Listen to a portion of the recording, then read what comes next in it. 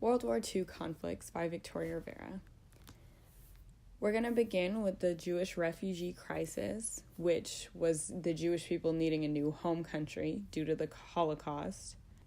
The war definitely created this problem, i.e. the Holocaust, and it exacerbated it by no country involved in the war wanting to take responsibility for the crisis of Jewish people needing a new home country. So they kind of addressed this, at least America. Franklin Delano Roosevelt tried to find other places to send Jewish refugees. Palestine was discussed, Haifa was, and I think the picture shows that Jewish people who are not in, the country Germany, were very invested in what happened, as many of them had relatives, as you can see from many letters that Jewish people wrote to, senators and politicians in general, saying, my relative is suffering. I don't understand why they can't come to this country. And because of the war, there was all these negative ideals about Jewish people. Therefore, the U.S. kind of did keep them out intentionally. So obviously World War II did not create anti-Semitism, but it gave anti-Semitic people the opportunity to really hurt Jewish people with their actions.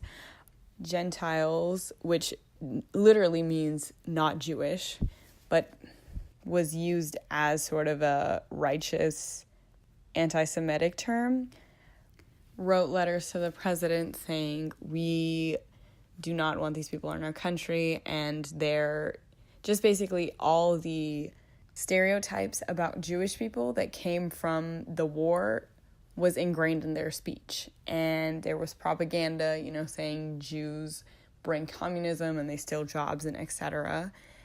And anti-Semitic legislation, which was just basically legislation making it extremely hard for Jewish people from Germany to get visas, which were made on the basis of anti-Semitism, which was given a whole new definition by World War II standards.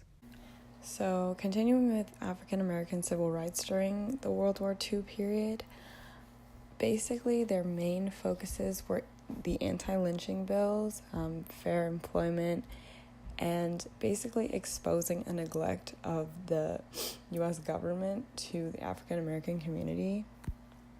A lot of African American men were signing up to fight in World War II. Therefore, it was a basis for them to kind of be able to say that veterans should get rights, even if they are black, especially if they are black. I think the war, since afterward and during the war, it kind of brought on a new era after the Great Depression, because it brought the United States out of the Great Depression. It was a time for reform. Therefore, the NAACP and other organizations like CORE decided to use that time of renewal to fight for their own community. So last but not least, we're talking about ethnic Mexican agricultural workers. So these workers were needed, these migrant workers were needed because there was a shortage of labor during World War II. You can see that politicians fought to have these Mexican workers, even if they were racist, which is unlike some of the other legislations.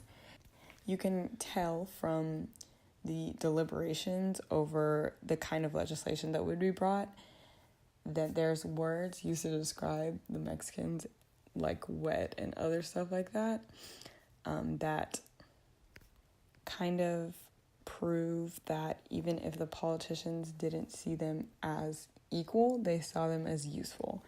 Therefore, they created a lot of things like border crossing cards and the Bracero Program to be able to make sure that the Mexican laborers were benefiting America. One of these main programs was the Bracero Program, and it was initiated in 1942 so that in anticipation for the labor shortages that World War II brought. And it lasted a really long time, even though it wasn't supposed to. And it brought in a lot of immigrants that ended up staying. So so the war did create this problem, I guess. I mean, it expedited the migration of Mexican workers to the U.S., which kind of brought a lot of stereotypes as well, because they weren't paid as much. And as we can see even now, there's a lot of stereotypes or not stereotypes even, but stigma and precedents that Mexican workers should be underpaid and stuff like that. So it was kind of beneficial and detrimental for the U.S.